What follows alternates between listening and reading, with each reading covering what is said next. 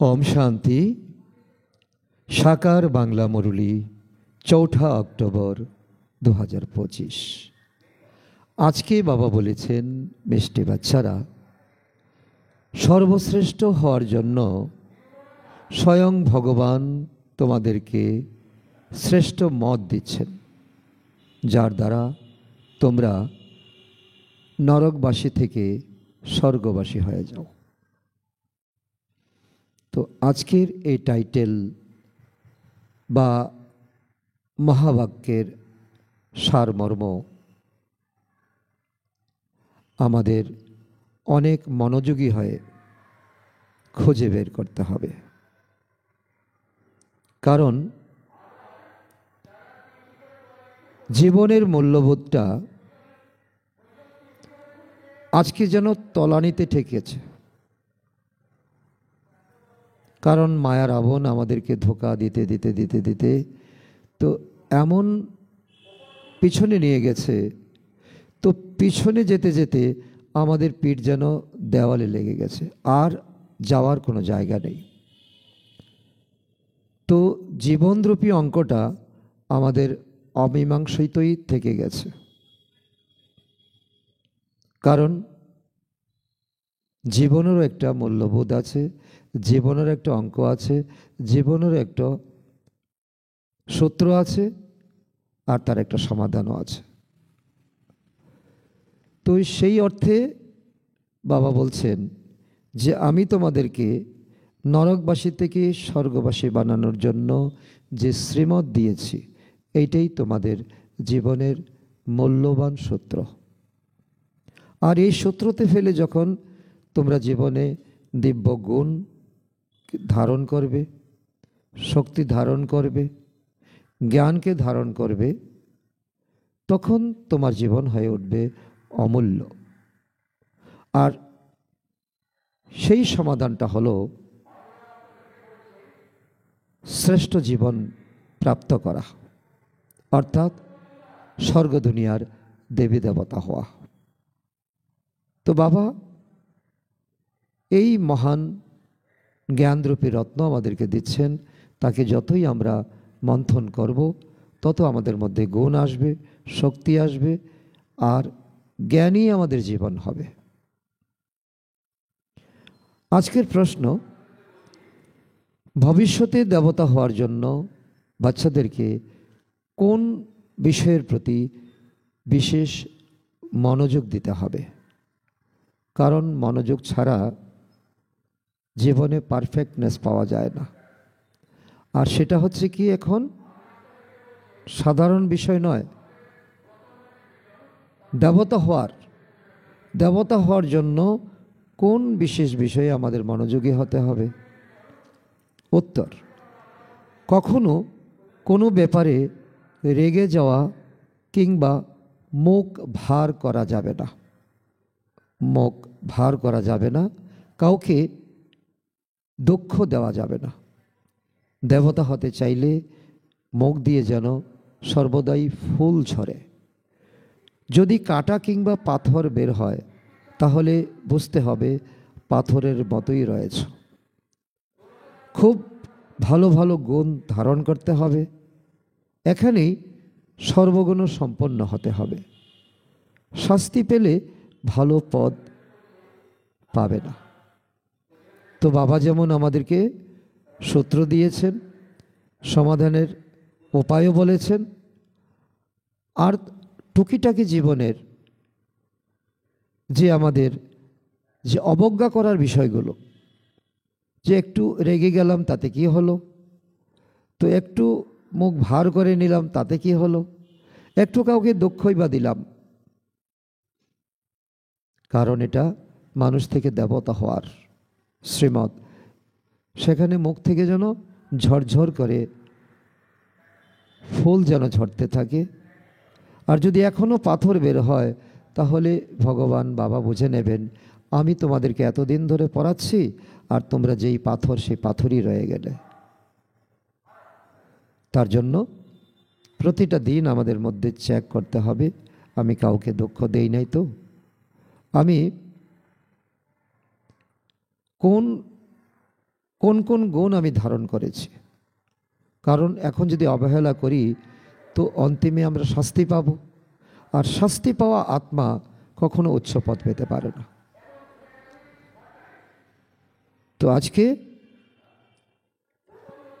এই টাইটেল আর এই প্রশ্ন উত্তর তাকে পুঁজি করে জীবনকে একটা সুন্দর দিশাতে নিয়ে যাওয়ার জন্য দৃঢ় সংকল্প হব। ওম শান্তি।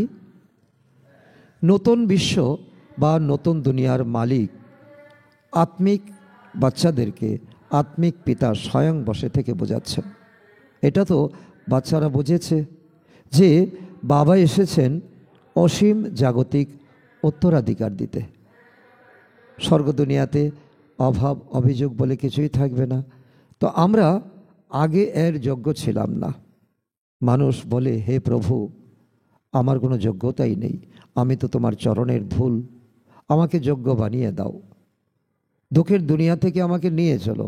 তো বাবা এখন বাচ্চাদেরকে বোঝাচ্ছেন, তোমরাও মানুষ, আর সত্যযুগে যে দেবতা হবে তারাও মানুষ, কিন্তু তাদের মধ্যে কি থাকবে যেটা তোমাদের মধ্যে নেই? তাদের মধ্যে থাকবে দিব্যগুণ, আর এখন তোমাদের মধ্যে নেই।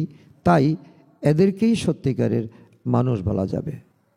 কারণ এখানে এই ভিড়ের দুনিয়ার মধ্যে তো দেখতে তো আমরা মানুষের মতো, চেহারাটা মানুষের মতো, কিন্তু আমাদের আচরণ বাদরের মতো হয়ে গেছে। এই ভিড়ের মধ্যে কত বাদর আমরা লুকিয়ে আছি। মানুষের মধ্যে আসরিক গুণ থাকার জন্য তাদের আচার আচরণ পাশবিক হয়ে যায়, বাদরের মতো হয়ে যায়। যদি দিব্যগুণ থাকে তাহলে বলা যাবে যে তার মধ্যে, তো দিব্যগুণ না থাকে তাহলে কি বলবে? দেখতে তো তাকে মানুষ বলে মনে হয়, কিন্তু সে যেন পশুর থেকে পিশাচের মতো, পশুর মতো। এখন পুনরায় বাবা এসে তোমাদেরকে শ্রেষ্ঠ দেবতা বানাচ্ছেন। এই লক্ষ্মীনারায়ণ হলো সত্যভূমির, সত্যযুগের নিবাসী, সত্যিকারের মানুষ, গুণে পরিপূর্ণ, ষোলকলা সম্পন্ন, সর্বগুণ সম্পন্ন। তো ওনাদেরকেই দেবতা বলা হয়। ওনাদের মধ্যে দিব্যগুণ রয়েছে, তাই না? হয়তো মানুষ গান করে, হে পতিত পাবন তুমি এসো, কিন্তু আগে পবিত্র রাজারা কেমন ছিল, এবং তারপর সেই রাজারা কীভাবেই বা পতিত হলো, তো এইসব রহস্য কেউ জানে না। এটা একটা তোমাদের জীবনের গল্প, ওটা হলো ভক্তির পথ। যখন তোমরা জানতে না, জ্ঞান মার্গের ব্যাপারে তো কেউ জানেই না। বাচ্চারা, তোমাদেরকে এখন বাবা বোঝাচ্ছেন এবং এরকম তোমাদেরকে যোগ্য করে তুলছেন, বানাচ্ছেন। এই দেবতারও সত্যযুগে কর্ম করত, কিন্তু পতিত কর্ম করত না। তাদের মধ্যে দিব্যগুণ ছিল, গুণের আধারে তারা জীবনে একে অন্যের সঙ্গে মেলামেশা করত, ব্যবহার করত, আচার আচরণ করত। যারা কোনো পতিত কর্ম করবে না তারাই স্বর্গবাসী হবে। তো এখন নিজের মধ্যে সেই দৃঢ়তা আনতে হবে যে আমি দেবতা হতে চাই, তবে প্রতিজ্ঞা করতে হবে, দৃঢ়তা আনতে হবে যে আমাকে কোনো রকম পতিত কর্ম করা চলবে না। নরকবাসীদের দ্বারা মায়া পতিত কর্ম করায়। এখন স্বয়ং ভগবান বসে থেকে আমাদেরকে কর্ম অকর্ম বিকর্মের গুহ্যগতি বলছেন, আর আমাদেরকে দিয়ে এখন শ্রেষ্ঠ কর্ম করাচ্ছেন আমাদের তন দ্বারা, মন দ্বারা, ধন দ্বারা। এখন আমরা যা কিছু করছি ব্রাহ্মণ জীবন প্রাপ্ত করে, তো আমরা শ্রেষ্ঠ কর্মই করছি, এবং শ্রেষ্ঠ মত দিচ্ছেন যে এরকম পতিত কর্ম করো না। এটাই হলো শ্রেষ্ঠ মত। এবং কারণ ছোট বাচ্চা যখন মাটি নিয়ে খেলা করে, মা কী করে? তাকে হাত ধুয়ে তাকে একটা ভালো খাবার দেয়, নতুবা একটা খেলনা তুলে দেয়। তখন এই খেলনাটা বা খাবারকে নিয়ে সে আনন্দ অনুভব করে। তো আমাদের কাছে মায়া কি দিয়েছে? মাটির ঢেলা দিয়েছে। আর বাবা এসে এখন হাত ধুয়ে আমাদেরকে এই জ্ঞান অমৃতরূপী আমাদের খাবার তুলে দিয়েছেন। সর্বশ্রেষ্ঠ হওয়ার জন্য সর্বশ্রেষ্ঠ মত দিচ্ছেন। দেবতারা তো শ্রেষ্ঠ ছিল, তাই না? নতুন দুনিয়া বা স্বর্গে থাকতো। তোমরা পুরুষার্থের ক্রম অনুসারে এইসব কথা জেনেছ, তাই অষ্টরত্নের কিংবা 108-এর মালা বলা হয়, খুব বেশি হলে 16,108-এর মালা বলা হবে। তাদের অনেক মান মর্যাদা থাকে। বাকি তারপরে যে 16,000-এর পরে যে মালা হবে তার বিশেষ একটা গুরুত্ব থাকে না। কিন্তু তাতে কি, এত কোটি কোটি মানুষ রয়েছে, এখন 850 কোটি মানুষ, তার মধ্যে মাত্র 16,108 জন বেরিয়ে আসবে, 4 ভাগের 1 ভাগও নয়। কত আশ্চর্যজনক কথা! বাবা বাচ্চাদেরকে কত শ্রেষ্ঠ বানিয়ে দেন। তিনি রোজ বাচ্চাদেরকে বোঝান যে কোনো বিকর্ম করো না। আর এই কথাটা মেনে চললে তো আমরা এক একটা রত্ন আত্মা হয়ে যাব। আর বাবা সেটাই আমাদেরকে করতে চাইছেন, আর ধীরে ধীরে আমরা হয়ে উঠছি। তোমরা এরকম বাবাকে পেয়েছো, তো তোমাদের কতটা খুশি থাকা উচিত। তোমরা বুঝেছো না যে স্বয়ং অসীম জগতের পিতা আমাদেরকে দত্তক নিয়েছেন, আমরা তার সন্তান হয়েছি। বাবা হলেন স্বর্গের রচয়িতা। সুতরাং এরকম স্বর্গের মালিক হওয়ার জন্য গুণে জ্ঞানে পরিপূর্ণ হতে হবে। এই লক্ষ্মীনারায়ণ সর্বগুণে পরিপূর্ণ ছিলেন। তাদের এই যোগ্যতার গুণগান করা হয়। তারপর 84 জন্ম পরে আবার সেই আত্মা অযোগ্য হয়ে যায়। 1 জন্ম নিচে নামলেও তো একটু কলা কমে যায়, কারণ সত্যযুগে 8 জোড়া লক্ষ্মীনারায়ণ হবে। তো প্রথম জোড়ার থেকে দ্বিতীয় জোড়া একটু কলা কম হয়ে যাবে, কিন্তু সেটা ধরা পড়বে না। কারণ ঘড়ির যখন ঘন্টার কাঁটা যখন সামনের দিকে এগিয়ে যায়, তাকে কিন্তু দেখা যায় না, দেখা যায় সেকেন্ডের কাঁটাকে। মিনিটের কাঁটাকেও এতটা বোঝা যায় না। তো ঠিক তেমনি আমরা ধীরে ধীরে ধীরে ধীরে নিচে নেমে এসেছি। 1250 বছরে আমাদের 2 কলা কম হয়ে গেছে, ত্রেতা যুগে 14 কলা হয়ে গেছে। তারপর রাবণের রাজত্বে খুব তাড়াতাড়ি দ্রুত অধঃপতন ঘটে। সূর্য কিংবা চন্দ্রের যেমন গ্রহণ লাগে, সেরকম গ্রহণ লেগে যায়, আত্মার অধঃপতন হয়ে যায়। তো এমন তো নয় যে চন্দ্র কিংবা তারাদের গ্রহণ লাগে না, সকলেরই সম্পূর্ণ গ্রহণ হয়েছে। কারণ এমন নয় তোমরা লক্ষ্মীনারায়ণ ছিলে তার জন্য তোমাদের গ্রহণ লাগবে না, তার পরিবারবর্গের ছিলে তোমাদের গ্রহণ লাগবে না, লাগবে। এখন সকল আত্মার গ্রহণ লেগে গেছে, স্মরণের দ্বারাই সেই গ্রহণ কাটবে। কোনো পাপ কর্ম করবে না। একটাই প্রতিজ্ঞা তোমাদের থাকতে হবে। 1 নম্বর পাপ হলো দেহের অভিমানে আসা। এটা খুব কড়া পাপ। বাচ্চাদের কেবল এই একটা জন্মের জন্যই শিক্ষা দেওয়া হচ্ছে, কারণ এই সময়ের দুনিয়ার পরিবর্তন হচ্ছে। এরপর আর এরকম শিক্ষা কখনো পাওয়া যাবে না। ব্যারিস্টার ইত্যাদির শিক্ষা তো তোমরা জন্ম জন্ম ধরে নিয়েছো, স্কুল তো চিরকালই ছিল। এই জ্ঞান কেবল একবারই পাওয়া যায়। এই স্পিরিচুয়াল নলেজ, জ্ঞানের সাগর বাবা কেবল একবারই আসেন। তিনি নিজের রচনার আদি মধ্য এবং অন্তের পুরো জ্ঞান এসে আমাদেরকে শোনান। বাবা কত সহজভাবে বোঝাচ্ছেন যে তোমরা আত্মারা পার্ট প্লে করছো। এই কথাটা বুঝতে অনেকের অনেক কঠিন মনে হয়। আসলে যে প্রত্যেকে আমরা অভিনেতা অভিনেত্রী। যদি এই কথাটা আমরা বুঝে নেই যে কারোর প্রতি আমাদের মুখ ভার করে থাকা, কাউকে দুঃখ দেওয়া, তো ক্রোধ করা, এটা আমাদের মোটেই শোভনীয় হবে না, আর মোটেই আমরা করব না। আমরা নিজের বাড়ি থেকে এখানে এসে আমরা অ্যাক্ট করি। আমরা 5000 বছরের ড্রামাতে আমরা এখন যুক্ত হয়ে গেছি। ওই ঘরকে বলা হয় মুক্তিধাম, যেখানে আত্মারা ছিলাম। আর স্বর্গকে বলা হয় জীবন মুক্তিধাম, যেখানে কর্ম অকর্ম হয়। এখানে রয়েছে জীবনের বন্ধন, কর্মের বন্ধন, সম্বন্ধের বন্ধন। এইসব কথাগুলো সঠিকভাবে মনে রাখতে হবে। মোক্ষ কখনোই পাওয়া যাবে না। যা আমি করব তা আমার কাছে রিটার্ন আসবে, আজ নয়তো কাল, আর নয়তো অনেক জন্ম পরে। মানুষ বলে না যে মোক্ষ লাভ হোক, আর আসবো না এই দুনিয়াতে। তো এই আসা যাওয়ার চক্র থেকে তো বেরোতে চায়, ভয় পেয়ে বেরোতে চায়, কারণ জানে সে ভালো কর্ম করেনি দ্রাপর যুগ থেকে। তার বিবেক বলছে তখন সে মোক্ষ চায়। যেমন অনেক অপরাধ করা আত্মা সন্ন্যাস নিয়ে নেয়, তো সন্ন্যাস নিয়ে তার অ্যাড্রেস বদলে ফেলে, তখন সে আইনকে এড়িয়ে চলে।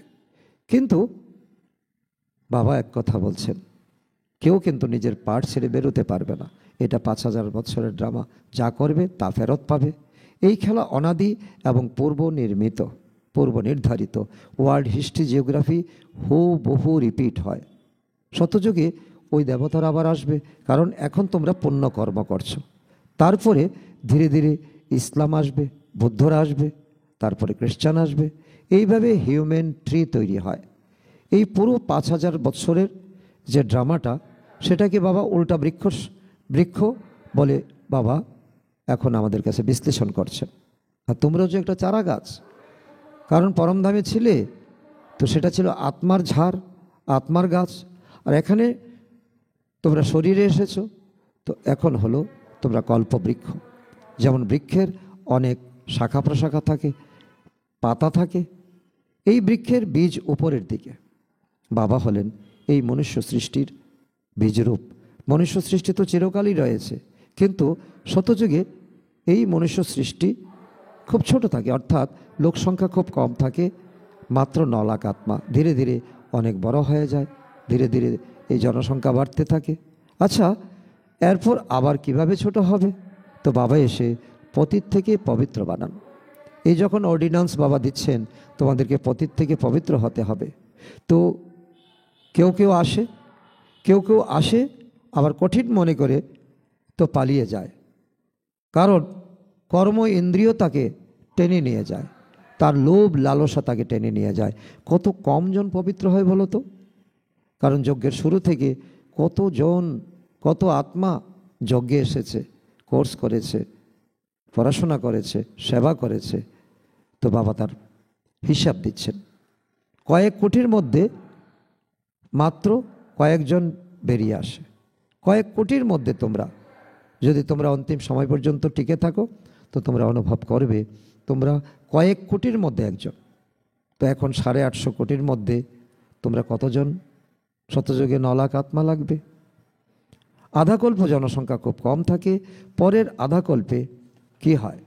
জনবিস্ফোরণ ঘটে, অনেক বৃদ্ধি হয়ে যায়। আর এখন তো তা বলে লাভ নেই। কলিযুগে এখন দিন এখন মানুষের কত বিস্ফোরণ হচ্ছে। সুতরাং দেবী দেবতা সম্প্রদায়ের জনসংখ্যা সর্বাধিক হওয়া উচিত, এই হিসাবে তো তাই বলে না, কারণ ওরাই সবার আগে আসে। শতযুগে দেবী দেবতার আত্মা এসেছে, শতযুগে ৯ লাখ ছিল, আর কলিযুগে তারা যদি ঠিকভাবে থাকতো, তাহলে এই দেবী দেবতাদের সংখ্যা কত বেড়ে যাওয়া উচিত ছিল। কিন্তু বাবাকে ভুলে গিয়ে অন্যান্য ধর্মে ধর্মান্তরিত হয়ে যায়। এটাই হলো একটি বড় ভুল। অনেকগুলো ভুলের মধ্যে এটা একটা বড় ভুল। নিজের ধর্মকে, বাবাকে ভুলে গেছে। আর অনেক ভুল তো আছে, নিজেকে ভুলে গেছি, পরমধামকে ভুলে গেছি, সত্যযুগকে ভুলে গেছি, দিব্য গুণকে ভুলে গেছি। ভুলে যাওয়ার জন্যই কাঙ্গাল হয়ে যাও তোমরা। ভুলতে একেবারে ভুলে যাও। প্রথমে কেবল একজনের ভক্তি করা হতো, কারণ সকলের সদ্গতি দাতা তো একজনই।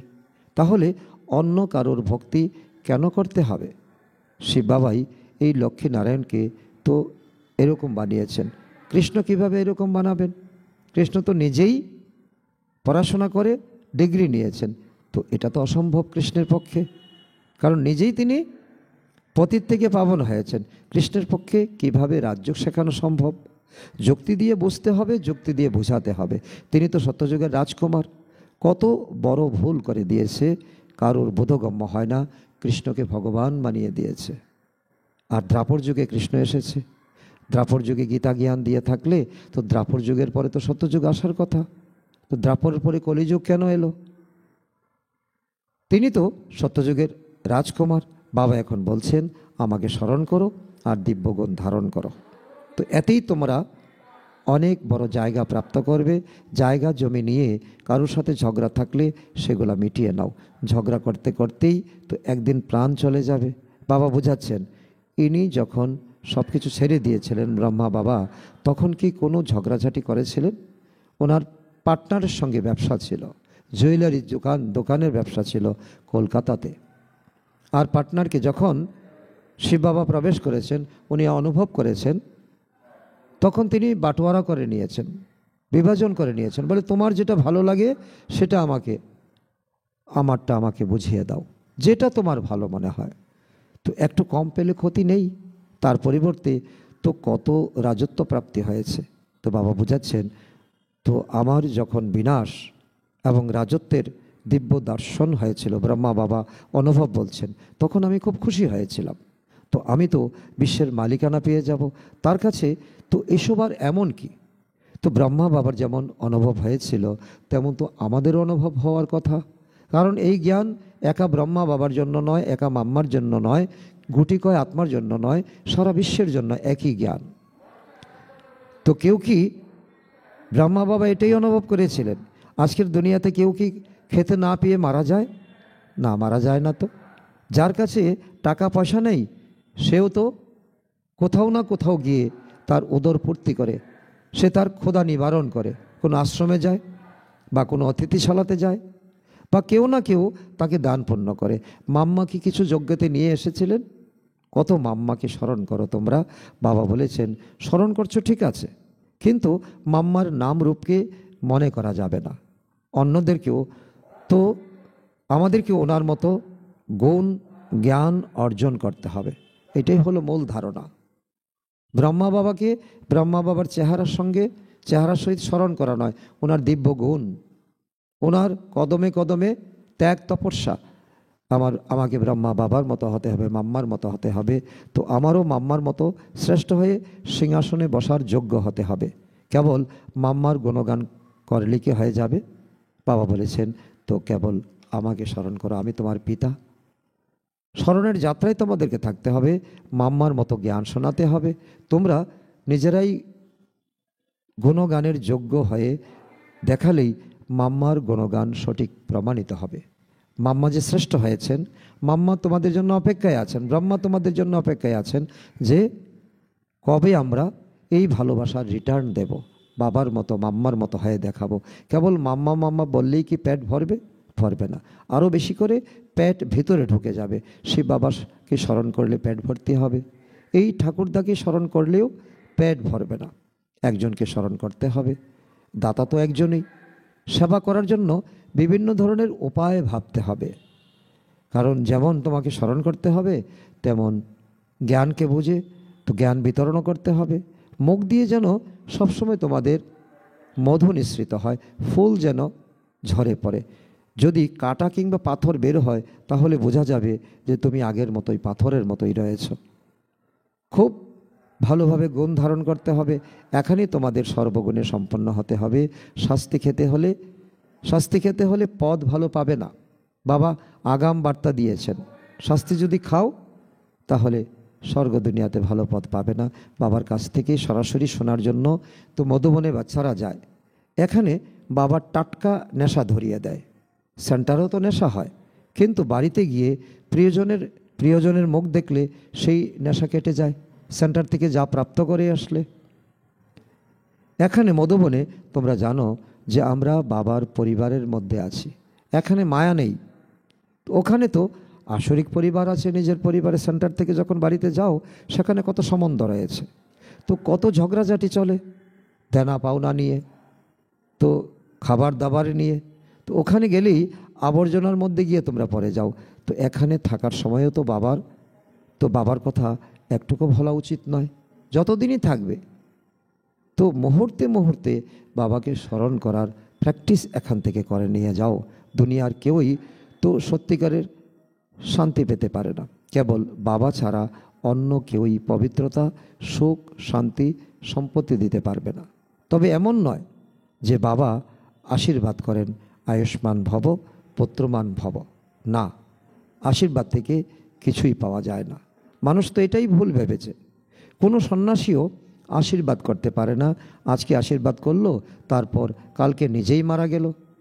তো এইরকম দেখো কতজনেই না পোপ হয়েছে, খ্রিস্ট ধর্মের গুরু। তো একজনের পর আরেকজন এইভাবে গুরুর পদের অধিকারী হয়। কম বয়সে যদি গুরু মারা যায় তাহলে অন্য কারোর শিষ্যত্ব গ্রহণ করে, অথবা তার কোনো শিষ্যকে গুরুর পদে বসিয়ে দেয়। এখানে তো স্বয়ং বাপদাদাই দাতা, ইনি কিছু কিছু নিয়ে কী করবেন? কারণ এখানে তোমরা যজ্ঞতে যে সহযোগ দাও সেটা কি বাবা নিয়ে যায়? না, বাবা তো নিরাকার, নিলে তো শরীরধারীকে নিতে হবে। এটাও বোঝার মতো বিষয়। কারণ এখানে যদি তুমি তন দিয়ে, মন দিয়ে, ধন দিয়ে করো, এটা পুরোটাই যজ্ঞের সেবাতে লাগবে এবং তোমার পুণ্যের খাতাতে জমা হবে। কখনোই এরকম বলা উচিত নয় আমি শিব বাবাকে কিছু দিয়ে দিয়েছি।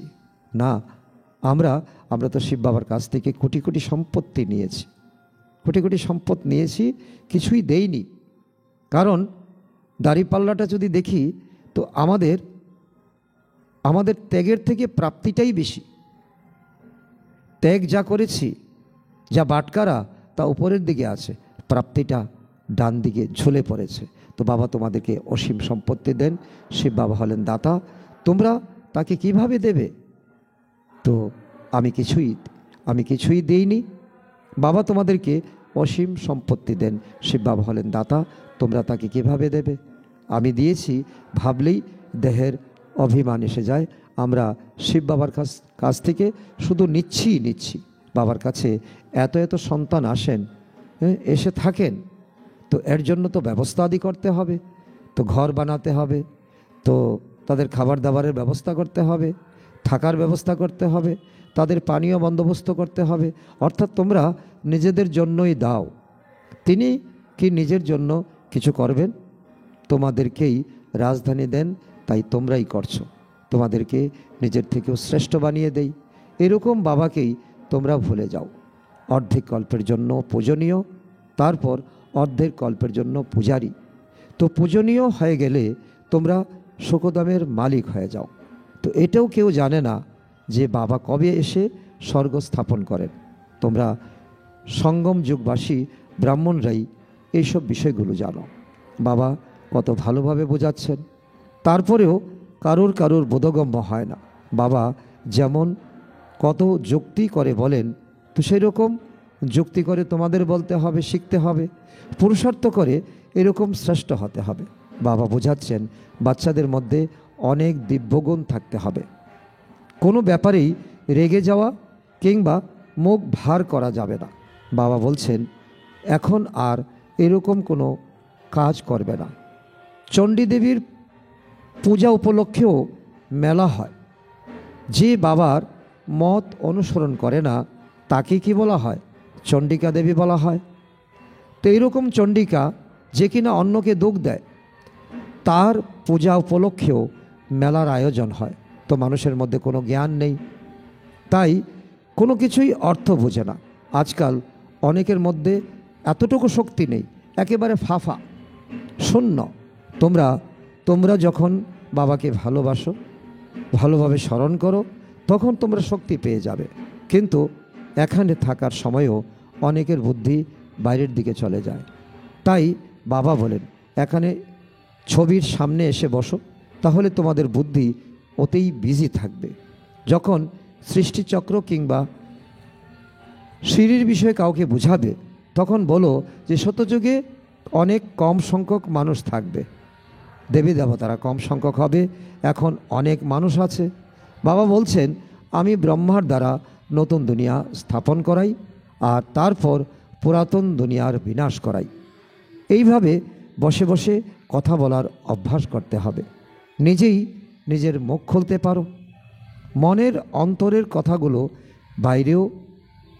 বাইরেও বেরিয়ে আসা উচিত। কারণ যত বাবার কাছে বসবে, বাবার সঙ্গে বার্তালাপ করবে, তো ভিতরের চাপা ভাব বাইরে বেরিয়ে আসবে। বোবা তো নও তোমরা, ঘরে চিৎকার করার সময়ে মুখ খুলে যায়। কারণ যখন কারোর সঙ্গে ঝগড়া করো তখন কিন্তু শিখিয়ে দিতে হয় না, অটোমেটিক মুখ চলতে থাকে। কেউ দুইটা বললো তো তোমরা তখন চারটা বলবে। আর জ্ঞান শোনানোর সময় কেন তোমাদের মুখ খোলে না? ছবি তো সকলেই পেয়ে যাবে। নিজের বাড়ির কল্যাণ করার জন্য সাহস রাখতে হবে। নিজের রুমকে ছবি দিয়ে সাজিয়ে দাও, তাহলে তুমি বিজি থাকবে, সেটা তোমার লাইব্রেরির মতো হয়ে যাবে। অন্যের কল্যাণ করার জন্য অনেক ছবি লাগিয়ে দিতে হবে, যে আসবে তাকে বোঝাও। এইভাবে তোমরা অনেক সেবা করতে পারবে, একটু শুনলেও প্রজা হয়ে যাবে। উন্নতি করার জন্য বাবা অনেক রকমের উপায় বলছেন। বাবাকে স্মরণ করলে তোমাদের বিকর্ম বিনাশ হয়ে যাবে। এছাড়া গঙ্গায় গিয়ে তো একবার ডুব দিয়ে আসলে বিকর্মের বিনাশ হবে কি? হবে না। এগুলো সব অন্ধবিশ্বাস। হরিদ্বারে গোটা শহরের আবর্জনা গঙ্গায় এসে পড়ে। সমুদ্রেও কত আবর্জনা ফেলা হয়, নদীতেই যখন এত আবর্জনা পড়ে, তাহলে তারা কিভাবে পবিত্র হতে পারবে ডুব লাগিয়ে? মায়া সবাইকে অবুঝ বানিয়ে দিয়েছে। বাবা কেবল তো বাচ্চাদেরকে বলেন, আমাকে স্মরণ করো। তোমরা আত্মারাই তো ডেকেছিলে না, হে পতিত পাবন তুমি এসো। তোমাদের শরীরের লৌকিক পিতা তো একজনই আছেন, কেবল বাবাই হলেন পতিত পাবন। এখন আমরা সেই বাবাকে স্মরণ করছি, যিনি পবিত্র বানিয়ে দেন। তিনি হলেন জীবন মুক্তির দাতা, অন্য কেউ নয়। এত সহজ কথাটার অর্থ কেউ বুঝতে পারে না। আচ্ছা, মিষ্টি মিষ্টি হারানিধি বাচ্চাদের প্রতি মাতা পিতা বাপদাদার স্মরণের স্নেহ সুমন, ভালোবাসা আর সুপ্রভাত। আত্মাদের পিতা তার আত্মারূপী বাচ্চাদেরকে জানাচ্ছেন নমস্কার। আমরা আত্মারূপী সন্তানরা আমাদের মাতা পিতা বাপদাদাকে জানাই স্মরণের স্নেহ সুমন, সুপ্রভাত ও নমস্কার। ধারণার জন্য মুখ্য সার: 1 নম্বর, মুখ থেকে জ্ঞান রত্ন বের করার অভ্যাস করতে হবে। কখনোই মুখ থেকে কাঁটা কিংবা পাথর যেন না নির্গত হয়। নিজের এবং নিজের গৃহের কল্যাণের জন্য ঘরেই ছবি সাজিয়ে রাখতে হবে এবং সেই ছবি নিয়ে বিচারসাগর মন্থন করে অন্যকে বোঝাতে হবে, বিজি থাকতে হবে। নাম্বার 2, বাবার কাছ থেকে আশীর্বাদ চাওয়ার বদলে তার শ্রেষ্ঠ মত অনুসারে চলতে হবে। শিববাবা হলেন দাতা, তাই তাকে স্মরণ করতে হবে। কখনই যেন অভিমান না আসে যে আমি বাবাকে এত কিছু দিয়েছি। বরদান: বাবার সমান স্থিতির দ্বারা সময়কে নিকটে নিয়ে এসে ততোত্তমের বরদানী ভব। তার অর্থ হলো আমিত্ব ভাবকে সমাপ্ত করা, অর্থাৎ বাবার সমান স্থিতিতে স্থিত হয়ে সময়কে নিকটে নিয়ে আসা। যেখানে নিজের দেহতে বা নিজের কোনো বস্তুর প্রতি আমিত্ব ভাব থাকে, সেখানে সমতাতে পার্সেন্টেজ থাকে। পার্সেন্টেজ মানে ডিফেক্ট। এরকম ডিফেক্ট আত্মা কখনো পারফেক্ট হতে পারবে না। পারফেক্ট হওয়ার জন্য বাবার লাভে সদা লাভলীন থাকো। সদা লাভে লাভলীন থাকলে সহজেই অন্যদেরকেও নিজের সমান বা বাবার সমান বানাতে পারবে। বাপদাদা নিজের লাভলি আর লাভলীন থাকা বাচ্চাদেরকে সদা ততোত্তমের বরদান দেন। আজকের স্লোগান: একে অপরের মতামতকে রিগার্ড দাও, তাহলে নিজের রেকর্ড ভালো হয়ে যাবে। আজকের অব্যক্ত ইশারা: নিজের আর সকলের প্রতি মনের দ্বারা যোগের শক্তিগুলি প্রয়োগ করো। মনসা সেবার জন্য মন, বুদ্ধি দ্বারা ব্যর্থ চিন্তা করা থেকে মুক্ত হতে হবে। মনমনাভাবের মন্ত্রের সহজ স্বরূপ হতে হবে। যে শ্রেষ্ঠ আত্মাদের মনসা শ্রেষ্ঠ অর্থাৎ শক্তিশালী হয়, শুভ ভাবনা শুভ কামনাযুক্ত হয়, তারা মনসা দ্বারা শক্তিগুলির দান করতে পারে। আচ্ছা, ওম শান্তি।